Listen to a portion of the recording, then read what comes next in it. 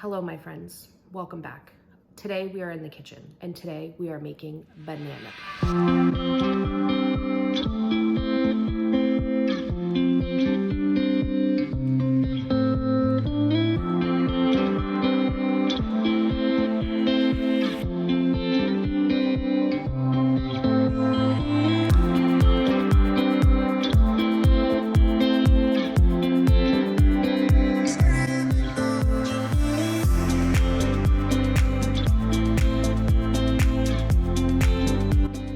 So my mom gave me this recipe. She had found it online.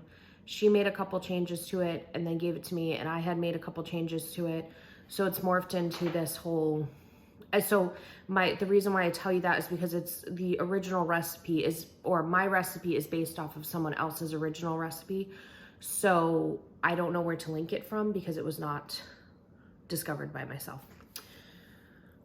But this banana bread had started out because I was doing a fundraiser and I was making like little mini loaves of the banana bread and I was selling them as a fundraiser. Then once the fundraiser was over, people still wanted to purchase banana bread for me long term. So I'd say for like, I don't know, 6 months or maybe even a year of my life, I was making banana bread after work, during my lunch breaks at work, when I was working remotely at home. And people were going crazy over this banana bread. It is delicious. And I usually am the type of person that if I make something, I don't like it. I don't know why I'm like that. Personally, I would recommend if you are going to be making it and you can plan ahead, I would order some of the miniature like 3x6 loaves off of Amazon because for some reason I feel like it just comes out better when it's in the miniature loaves. But I have also made it in the Pampered Chef stone full-size loaf pan, and that was really good. But there was like a learning curve for how to cook it in that. So when you see me do it, you're gonna be seeing me do it. Most of them, I think I made 10 mini loaves and then I made one full-size loaf. The cool thing about banana bread is you can do so many different mix-ins or variations of this recipe. First of all, you don't even have to do bananas. You can do pumpkin if you want. So in the recipe, it calls for like 4 bananas. You can swap that out for a 15-ounce can of pumpkin if you want to do like a Thanksgiving or Christmas type little gift for people at work or whatever. So you can swap it out. When I swap out for pumpkin, I also add pumpkin pie spice directly into the batter. So you're not going to see that in this video because I wasn't making pumpkin bread. But if you do end up going pumpkin route, I would highly recommend putting some pumpkin pie spice, apple pie spice, or even just some cinnamon and nutmeg, that type of vibe right into the batter. If you are going pumpkin route, one of my favorite mix-ins for that was white chocolate chips and cranberries, like the dried cranberries from Ocean Spray. That was delicious. The cinnamon streusel topping, I don't know if I film it, but I make a cinnamon streusel topping. That's also delicious on banana bread. Pecans are so good in either the banana bread or the pumpkin bread. So now for the banana bread, one of my favorite mix-ins is if you get those little caramel bits I get mine at Target, but they're like caramel bits. They're meant for baking and I think they're meant to melt down, but I throw them right in the banana bread and so they kind of like melt just in a little section of the banana bread. So when you bite into it, you get a little bit of caramel. If you want to take it to the next level, caramel and toffee bits. Oh, that's heaven. Another favorite of people is just straight up chocolate chip. Another favorite in Hawaii specifically was white chocolate macadamia nut. So I would get macadamia nuts at Costco. I don't know if they only sell that in the Hawaii stores or if it's located elsewhere, but I would just get macadamia nuts and then I would actually just stick them in my blender and then chop them up to make it easier on myself. But if you have like a food processor or you just want to chop them by hand, that's fine. I'm trying to think if there's anything else. Oh, everybody's favorite is peanut butter toffee chip. So I get the peanut butter chips, the Reese's peanut butter chips at Target. Any peanut butter chips would be fine. And then again, the toffee bits. I usually get like the Heath brand or whatever. Both of those together is really good. Or if you're just a peanut butter fan, just the peanut butter chips is really good. I'm probably forgetting a bunch, but anyways, the idea is that with this banana bread, the banana bread itself is delicious. But if you want to kind of like mix it up, involve kids in baking, it would be so much fun to like just toss a bunch of stuff, because let's be real, the banana bread has so much butter and sugar in it that it's not healthy anyway, so who cares if you mix in a little chocolate chip, you know what I'm saying? In this video, I'm gonna walk you through how I make the banana bread, because I think the steps that I take are a little bit different, and then I don't like a lot of dishes, so I pretty much do everything right in the KitchenAid, with the exception of mashing the bananas. I think my #1 tip is to make sure you mash the bananas separately. And hang on, I'm gonna grab our favorite tool for that. Okay, she's back. So in the video, you are gonna witness me using this dude. This is your standard like potato masher. I don't know what these are actually called, but this is what I originally used when making banana bread. So I would take the bananas, and you want them as ripe as possible, but to be honest, if you're mashing the crap out of them, if you have some bananas that are not that ripe yet, go for it, because I've done it before and nobody's gonna die. But this guy is like the standard, right? In the video, I'm using this one because the other one was in the dishwasher. This right here. Now this one is specifically from Pampered Chef, and I'm not like, I know I've just mentioned 2 Pampered Chef items in this video, but I'm not like a sales associate, whatever they're called, consultant. I'm not a consultant for Pampered Chef. I don't even have like a personal consultant or anything. It just so happens that I had shopped like my friends' parties or whatever, and so those were the 2 products I bought. Because we're pretty serious about banana bread here. So if I'm gonna spend money on Pampered Chef, it's gonna be revolved around our banana bread. But this right here, this particular one is Pampered Chef, but I know that Amazon sells like a knockoff that I'm sure works perfectly fine. But this is actually a meat masher, and you should be using it for your meat if you haven't been, to cook like ground beef, ground turkey, ground chicken, any of that. This thing is awesome. But even more awesome, it's awesome for mashing bananas, because you can really mash the crap out of the bananas. So I like to mash my bananas hardcore, and I know that a lot of the recipes that you see are gonna tell you not to overmix. Well, I'm a freaking rebel, and I overmix apparently, because I mash the crap out of the bananas until they're almost like a, not like liquid, but you know, like I mash them pretty good, and you're gonna see it in the video. Although I will say, my success with this is not as great. I really should have waited until I had this to show you guys, but this mashes the crap out of the bananas. So that's my next tip. I think I'm gonna stop rambling now. Hopefully everything else will get answered in the voiceover, hopefully. But if not, I love how I'm just using this like it's a personal wand. We're gonna put that down. But if not, if you have questions, leave it down below. I'm gonna also type up the recipe. I just want to let you know that I am not by any means a cookbook writer. I'm not a professional cook. I'm not a cookbook writer. I'm not a chef. I don't like write up recipes for a living.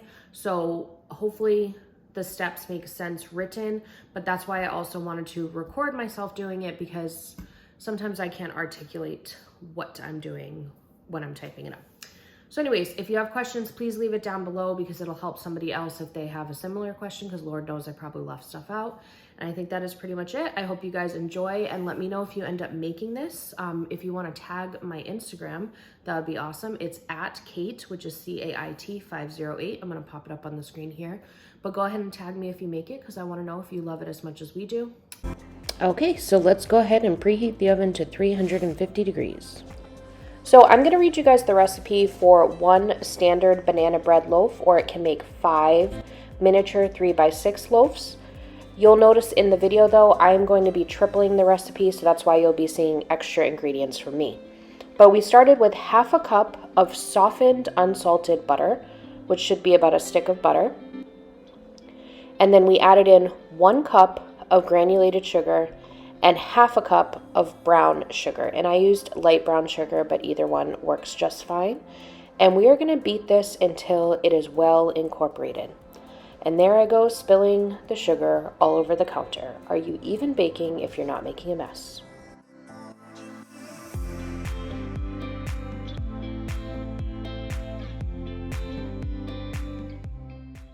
I sped that up on time lapse. That's not actually how fast the KitchenAid mixer is going. You can see how fast it's going here. So next we're going to be adding in 2 eggs at room temperature, and that part is important. Make sure your eggs are at room temperature. We just want to get these eggs incorporated until they're nice and smooth into the sugar and butter mixture.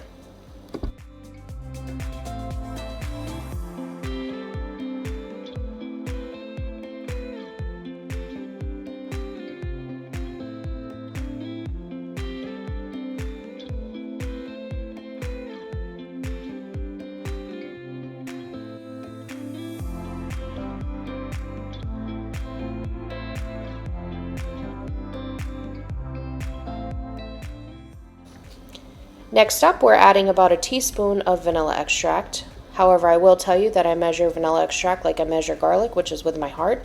So if you do a little bit more than a teaspoon, that's perfectly fine. Next up, we're beating in 4 ounces of softened cream cheese, and we want to incorporate this really well, so we're going to let that mixture get really nice and smooth.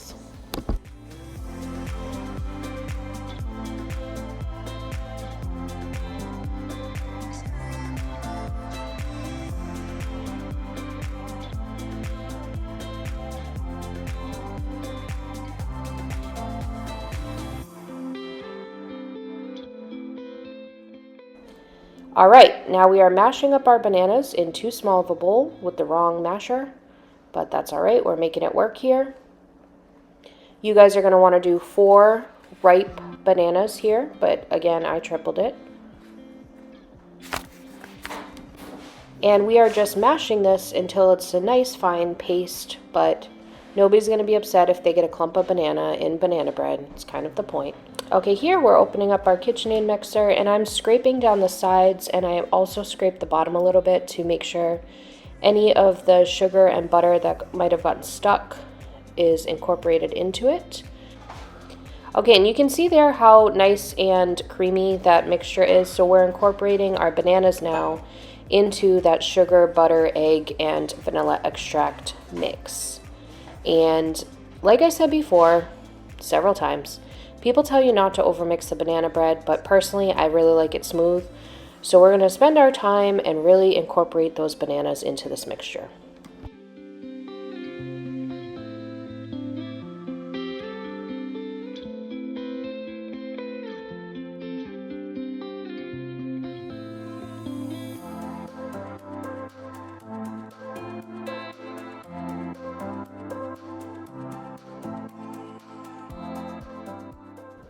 So while the bananas are incorporating into the mixture, we're going to go ahead and grease and flour our pans. So no matter what type of loaf pan you use, I think this is one of the most important steps of banana bread. I have noticed a difference if I skip this step with how it cooks. So I just took some unsalted butter and I went ahead and greased the bottom. Now I'm just adding a little bit of flour and I just shake it right up. And then I just transfer it to the very next one. Shake off any of the excess, and then repeat a bunch of times.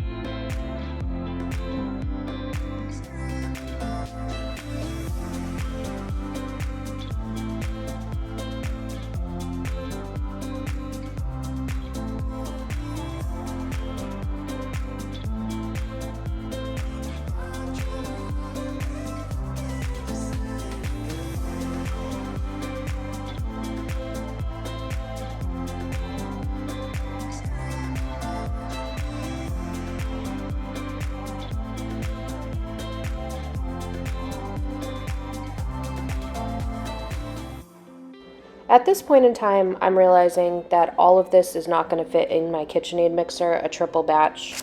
You guys will probably be doing a single batch, so you wouldn't have to worry about this problem. But I'm starting off with the smaller of the dry ingredients to make sure they get incorporated really well.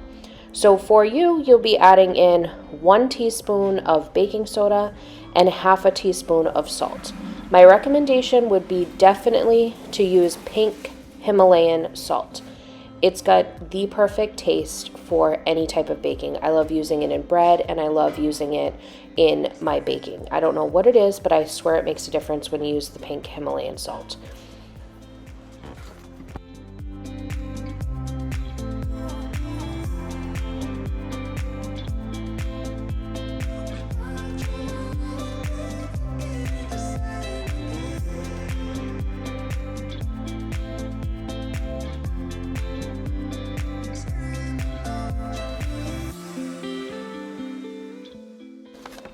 So this is where you'll be adding 1.5 cups of all-purpose flour. I personally like the King Arthur's brand, but you can use whatever you have on hand.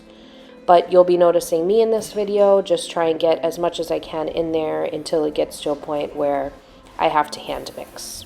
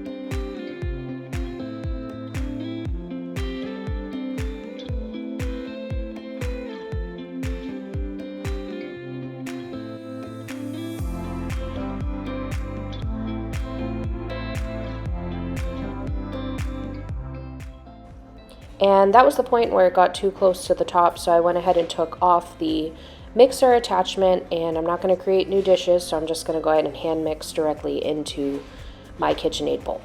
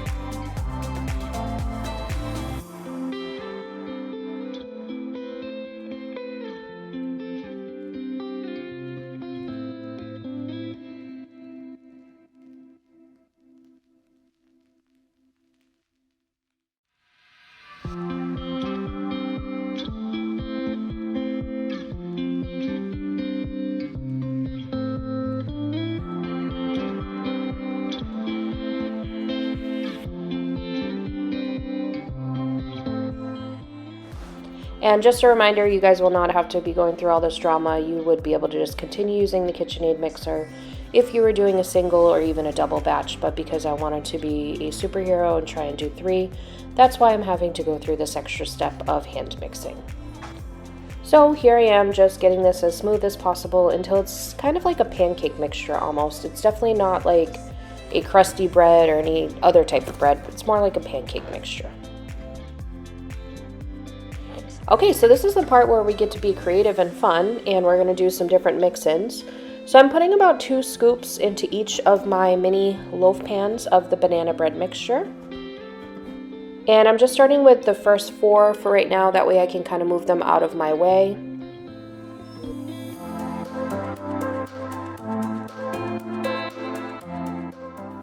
For the first 4, I'm going to go ahead and do a cinnamon streusel topping. I'll leave the recipe for this down in the description box, but it's 4 tablespoons of melted butter, about 1/3 to 1/2 cup of flour, and then 1/3 to 1/2 cup of brown sugar, 1 tablespoon of cinnamon, and 1/2 teaspoon of nutmeg. And what I do is I just melt the butter, then add the rest of the ingredients after the butter has been melted until it makes this crumbly type of texture. That amount would make enough for 4 to 5 mini loaves or 1 full-size loaf. And the reason why I say 1/3 to 1/2 cup for both the flour and the brown sugar, you kind of have to just add it until the consistency is where you want it to be. So you're just going to have to play with the flour and brown sugar just a little bit. Next up, we are going to go ahead and get these moved over to a baking sheet. When I'm working with the mini loaves, I like to put them on a baking sheet just because it's easy to take them in and out of the oven, and if I want to rotate, just makes it a little easier on myself, but totally not necessary.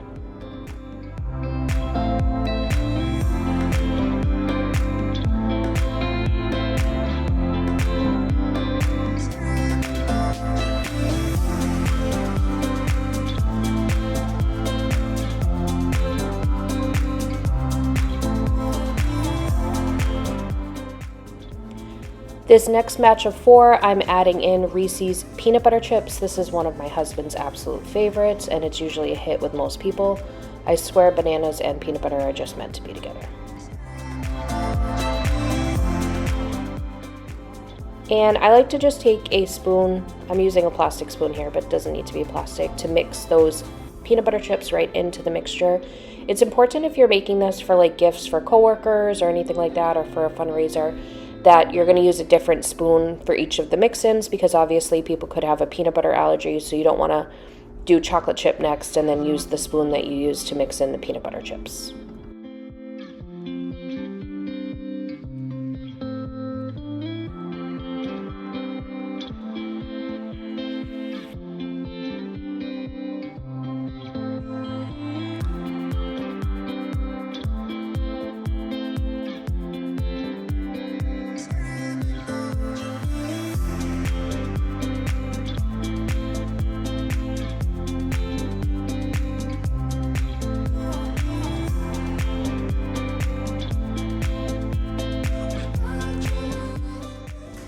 These last 2 mini loaves are going to get chocolate chip and Heath toffee bits.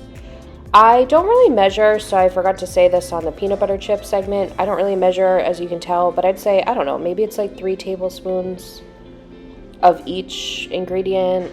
Not really sure. Again, just measure with your heart here. We've already strayed real far from the health food category, so a little extra, it's not going to hurt this recipe at all. We are moving on to the final banana bread loaf, which happens to be the regular size loaf pan. I am scraping out every last bit of banana bread batter that I can from the KitchenAid mixer.